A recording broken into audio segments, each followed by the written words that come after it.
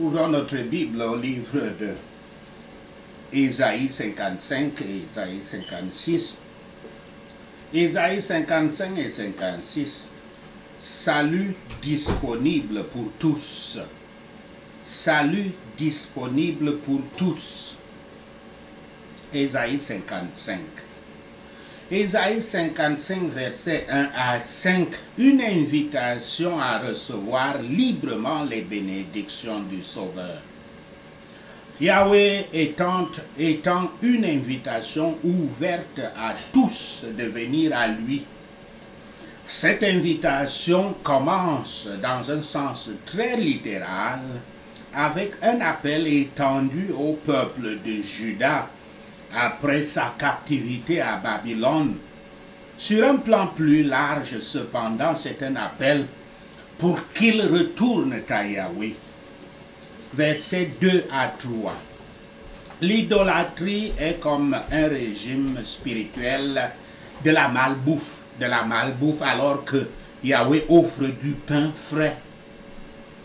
Peu importe à quel point les gens peuvent travailler, ils ne sont pas susceptibles d'être satisfaits si leurs efforts n'ont aucun but durable. La nourriture spirituelle et la boisson de Yahweh sont sa parole. Elle ne coûte rien, mais elle demande une oreille attentive. Verset 3. Yahweh rappelle à son peuple l'alliance qu'il avait conclue avec David.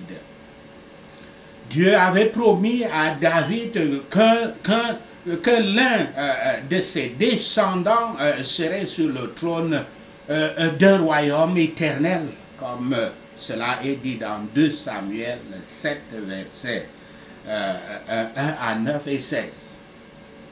Il semble que la dynastie de David a pris fin lorsque Juda est tombé aux mains de Babylone et que le peuple est amené captif.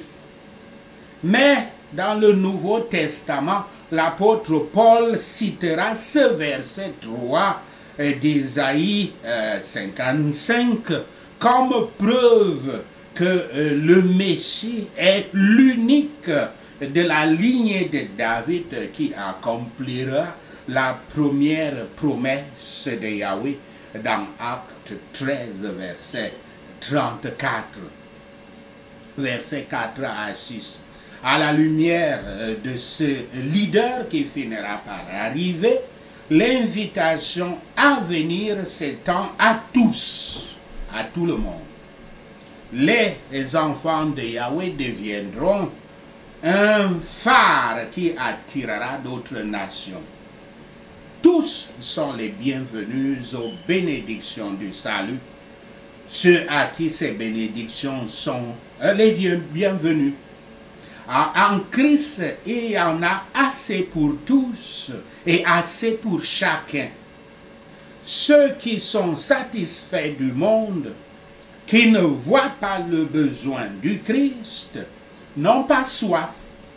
Ils ne sont pas inquiets au sujet de leurs âmes. Mais là où Yahweh donne la grâce, il donne une soif de lui. Et là où il a donné la soif de la grâce, il la donnera.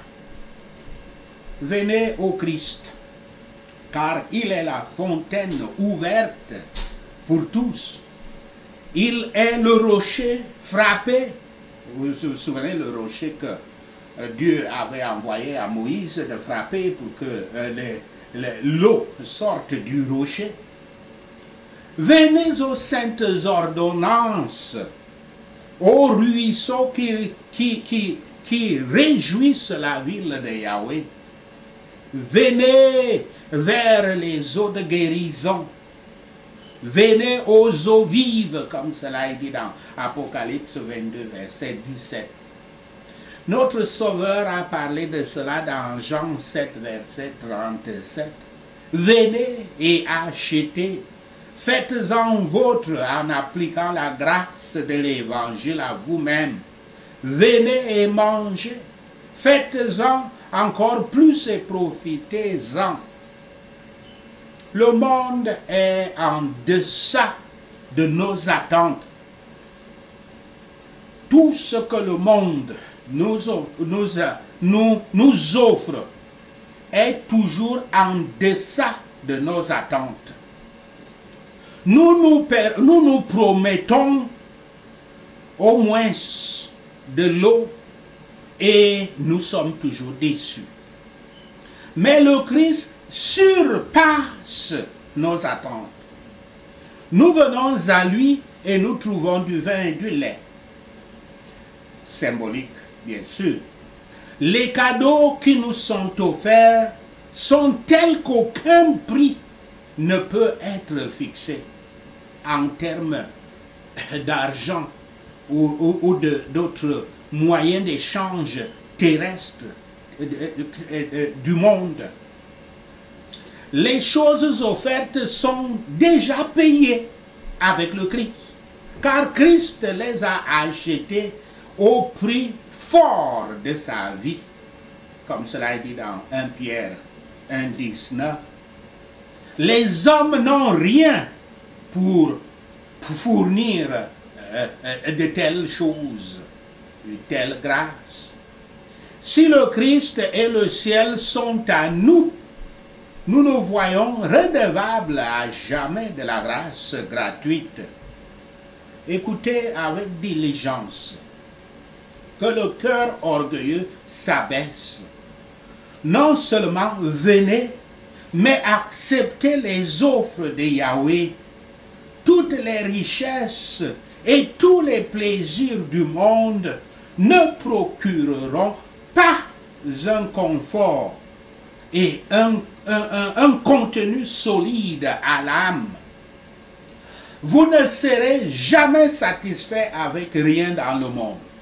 Tout ce que vous poursuivez, c'est cela la folie de ceux qui sombrent dans l'addiction, la dépendance des drogues.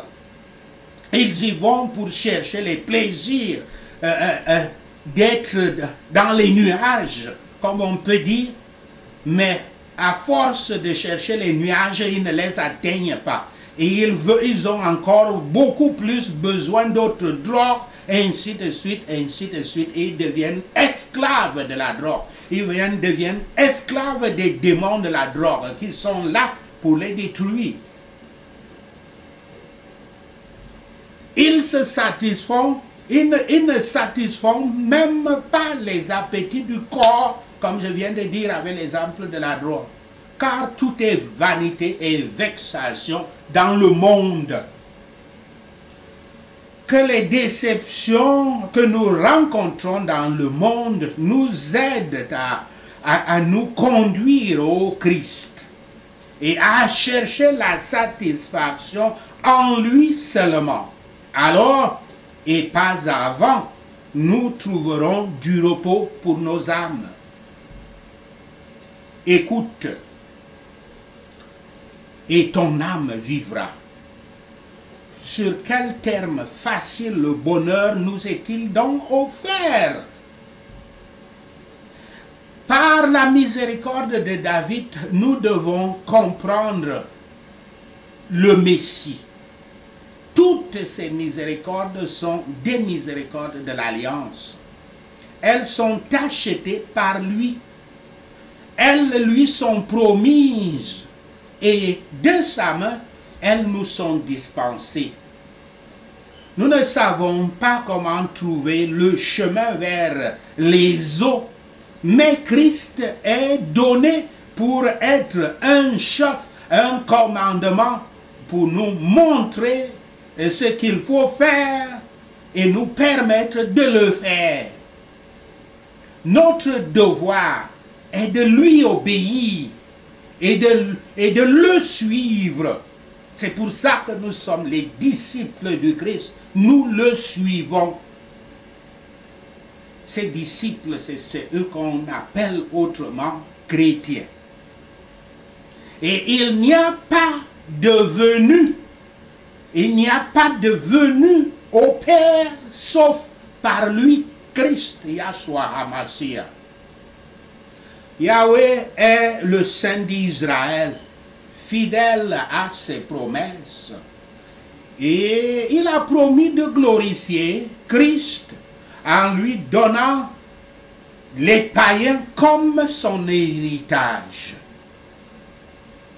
Isaïe 55, versets 6 à 13.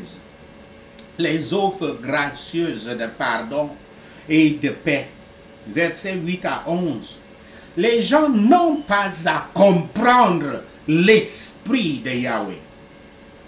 En fait, il est impossible de le faire. Vous ne pouvez pas comprendre l'esprit. Quand on dit esprit de Yahweh, c'est bien dit en anglais, the mind of Yahweh. Ce n'est pas l'esprit qui est l'esprit.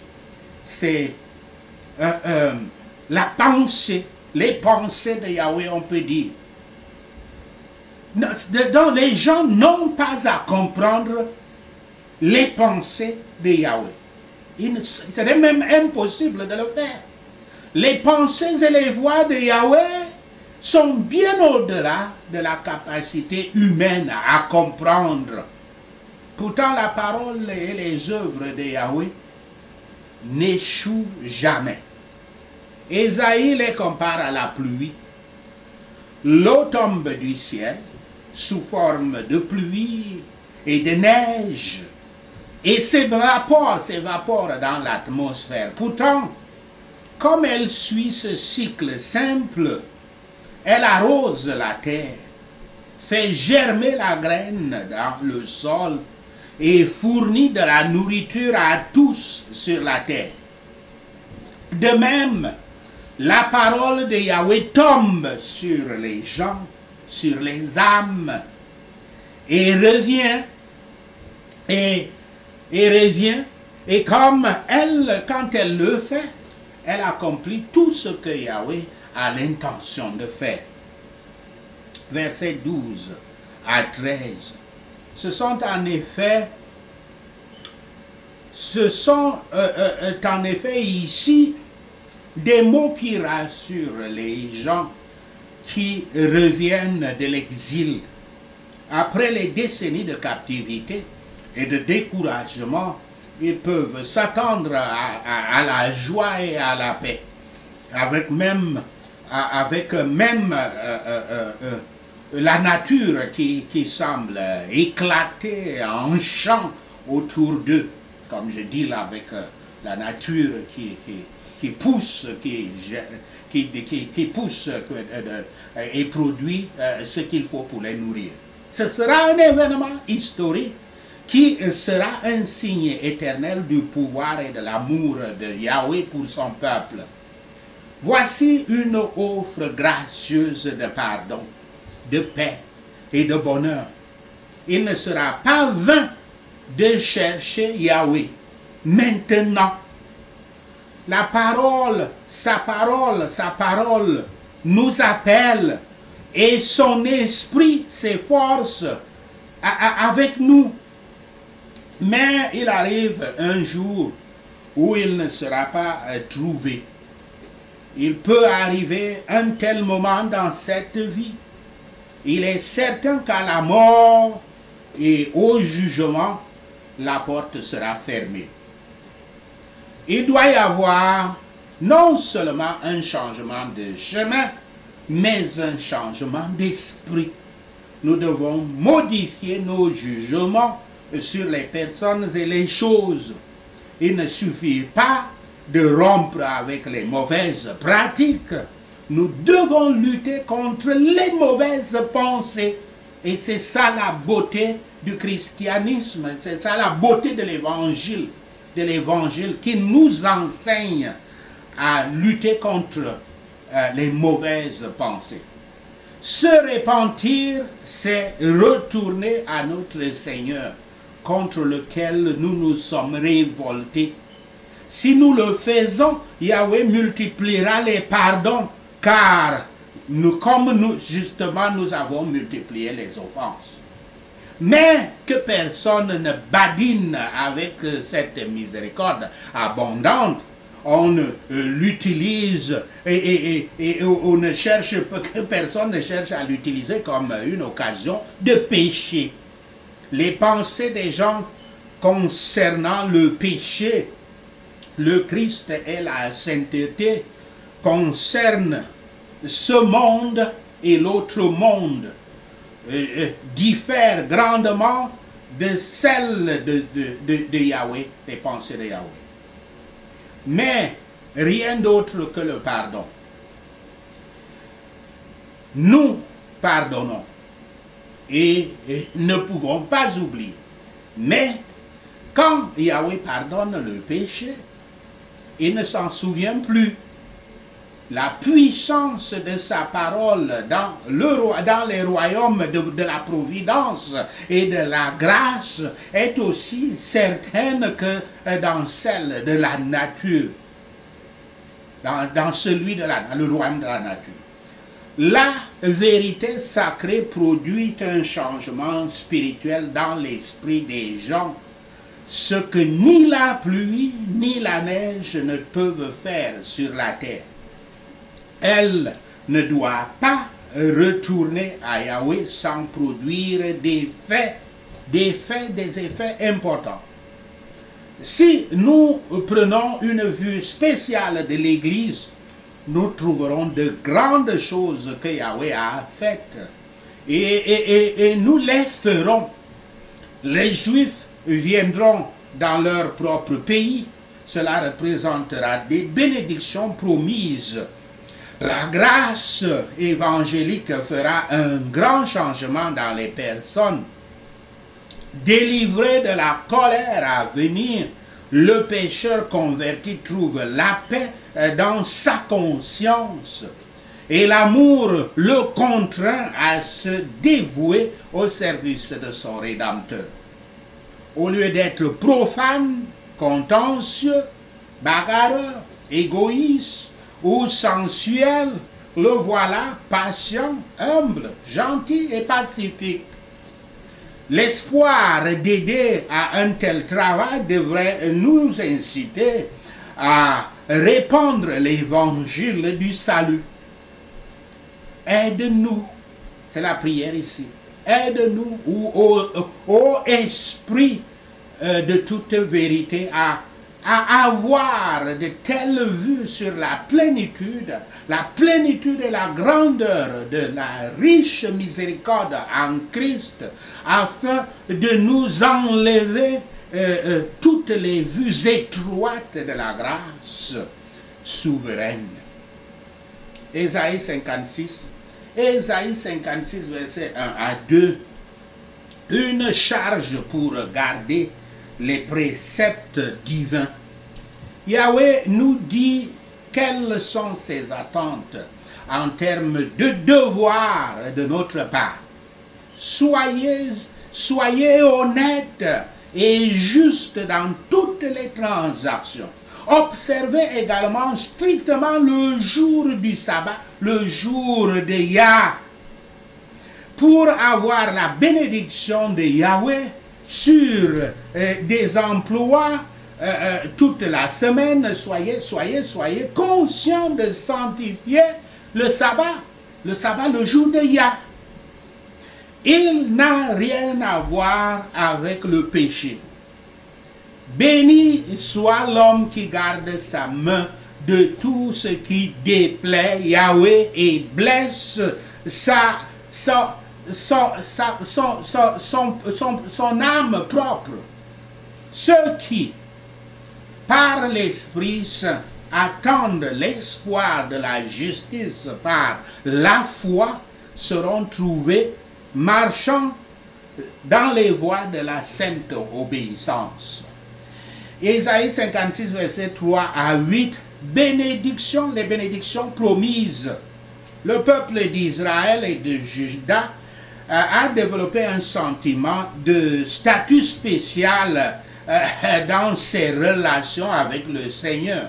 Un statut spécial qu'ils pensent être dans le sang qui coule sur leurs veines. Le sang d'Abraham, le sang de Jacob, le sang d'Isaac. l'intention de Yahweh de sauver ses élus s'élargira plutôt pour inclure les étrangers et les eunuques. Les eunuques sont des hommes castrés ou impuissants. Deux groupes qui n'ont jamais eu de plein privilège en Israël en ce temps de la prophétie d'Isaïe. Parmi d'autres restrictions, les étrangers et les eunuques n'étaient pas automatiquement autorisés à pratiquer le culte avec les Israélites, comme nous le voyons dans Deutéronome 23, versets 1 à 3, mais cela est sur le point de changer à partir de cette prophétie. L'incrédulité suggère souvent des choses pour décourager les croyants contre lesquels Dieu a expressément dit de se garder. Les bénédictions spirituelles sont indiciblement meilleures que d'avoir des fils et des filles, car les enfants sont un soin et peuvent s'avérer un chagrin et une honte. Mais les bénédictions que nous partageons dans la maison de Yahweh sont des réconforts qui ne peuvent pas être rendus amers. Ceux qui aiment véritablement Yahweh le serviront fidèlement, et alors ses commandements ne seront pas pénibles. Trois choses sont promises. Assistance d'abord. Je ne vais pas seulement leur souhaiter la bienvenue, mais les incliner à venir. Deuxièmement et troisièmement, l'acceptation et le réconfort. S'ils viennent pleurer dans la maison de prière, ils s'en iront en se réjouissant. Ils trouveront la facilité en jetant leurs soucis et leurs fardeaux sur Yahweh. Plus d'un esprit douloureux ont été rendus joyeux dans la maison de prière. Les gentils doivent être un seul corps avec les Juifs, d'après cette écriture, afin que, comme le dit le Christ dans Jean 10, verset 16, ils puissent avoir un seul troupeau et un seul berger. Grâce à Yahweh, nul n'est séparé de lui, si ce n'est par le péché volontaire et l'incrédulité. Et si nous venons à lui, nous serons acceptés par le sacrifice de notre grand souverain sacrificateur, qui est Yahshua HaMashiach. Ésaïe 56, versets 9 à 12. Réprobation aux gardiens négligents, aux docteurs et aux chefs des Juifs, surtout de l'église des Juifs. Le plan de Yahweh reflète son amour et sa miséricorde envers tous les hommes. Malheureusement, les dirigeants d'Israël n'ont pas encore développé la même attitude envers les autres. Comme le prophète Jonas, ils ne veulent pas être témoins de la plénitude de la miséricorde de Yahweh, si cela signifie que les gens qui ont longtemps été leurs ennemis seront également capables de trouver la paix avec Yahweh et de recevoir les plus grandes bénédictions.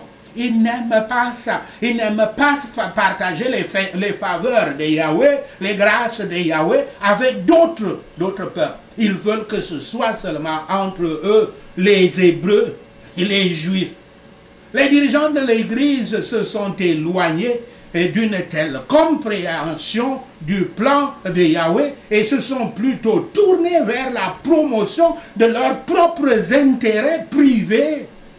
Ils ne font aucun effort pour aider les faibles et les confus, mais préfèrent planifier de grandes choses tout en se concentrant sur leur sommeil et leur boisson. Le résultat sera une invasion de bêtes qui, là encore, symbolise des nations étrangères, mais aussi des démons contre eux. Des jugements désolants sont nécessaires.